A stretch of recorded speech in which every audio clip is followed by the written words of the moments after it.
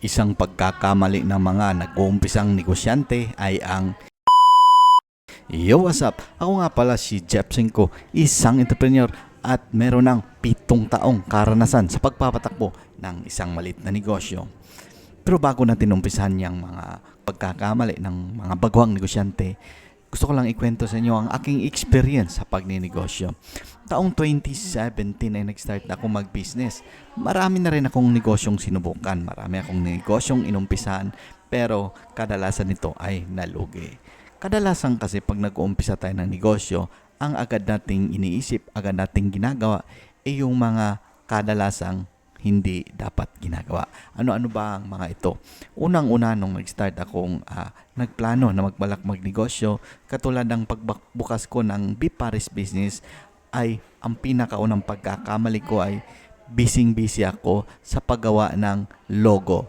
Logo mismo, pangalan ng business mo, yung logo. Napaka walang kwenta pala yung mga bagay yun.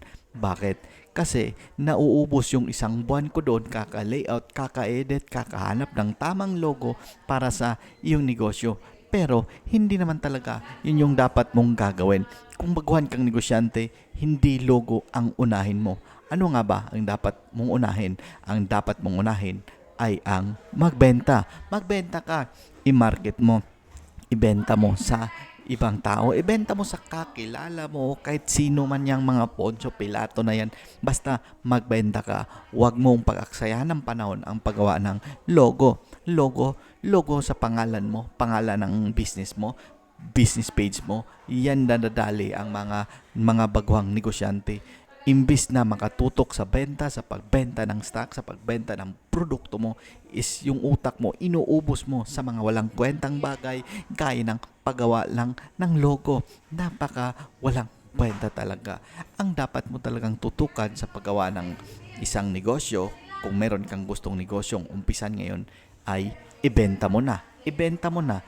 Ito ay i-post mo sa internet, i-alok mo sa kakilala mo, i-alok mo sa kaibigan mo, basta kung ano ang gagawin mo, basta magbenta ka, mag-start ka na, huwag ka nang gumawa ng kahit anong walang kwenta. Huwag ka nang gumawa ng mga logo na yan sa Facebook na yan. Diyan ako nadali din. Matagal akong gumawa ng logo. Kakaisip ko, kakaubos ng utak ko kung ano ba ang gagawin kong logo. Hindi naman yun mahalaga. Mahalaga yung pangalan mo. Kung sikat ka na, kung kilala ka na, kung may benta ka na. Pero sa pag-umpisa, hindi importante yung pangalan mo. Ang importante dyan, makabenta ka, mapunta yung produkto mo, yung serbisyo mo sa market. Makita mo yung tamang produkto, tamang bentahan, kung sino ang dapat na bentahan mo niyan. Hindi yung kung sino-sino, kung ano-ano yung inaatupag mo, magtrabaho ka. Oo nga naman mga boss, no? Yan yung mga experience ko noong mga last mga 7 years ago ko bilang isang baguhang negosyante. Nakapokus ako doon sa walang kwentang bagay. O nga, yung ginawa kong naguguluhan pa ako noon kung ang pangalan ko ba Bipares or Bipares Station or Digos Bipares. Basta ang dami kong nilayout na mga logo para sa aking negosyo. At hindi naman pala yun importante. Kasi nga, hindi nga nila alam kung ano yung binibenta ko. Hindi alam ng mga tao kung yung binibenta kong pares, ano yan.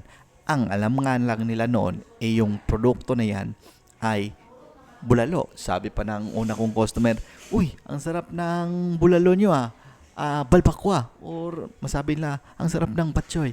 Kasi nga, nakapokus ako sa paggawa ng logo na walang kwenta. Yung logo na yan, magagamit mo yan pag sikat ka na. Pero pag nag-uumpisa ka pa lang, baguhan ka pa lang, walang kwenta ang mga yan.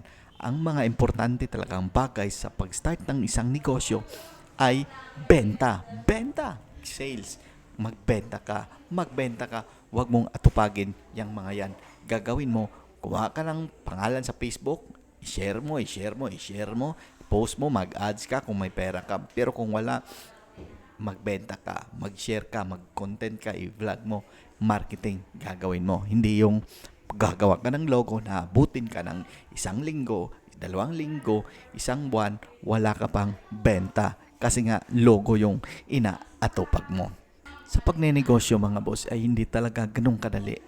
Grabe talaga yung labanan dito. Napakadaming problema. Napakasakit sa ulo talaga. Pero habang tumatagal no, hindi naman talaga yung kita yung importante dito. Ang mahalaga rito ay yung experience mo, yung karanasan mo, yung kaalaman mo, yung bago mong natutunan, yung leksyon, yung lesson. Yan yung napaka-importanting bagay na makukuha mo sa iyong dinaraan ng negosyo. Malugi ka man dyan, ang importante, tinira mo yan, ginawa mo yung lahat ng kakayahan mo, sinagad mo, tinodo mo. Basta trabaho-trabaho talaga ang pagnenegosyo. Hindi to relax-relax lang na pag may binuksan kang negosyo, higa-higa ka na dyan, hilata ka na, tulog ka na, gigising ka na lang, may benta. Hindi ganun ang totoong labanan sa pagnenegosyo.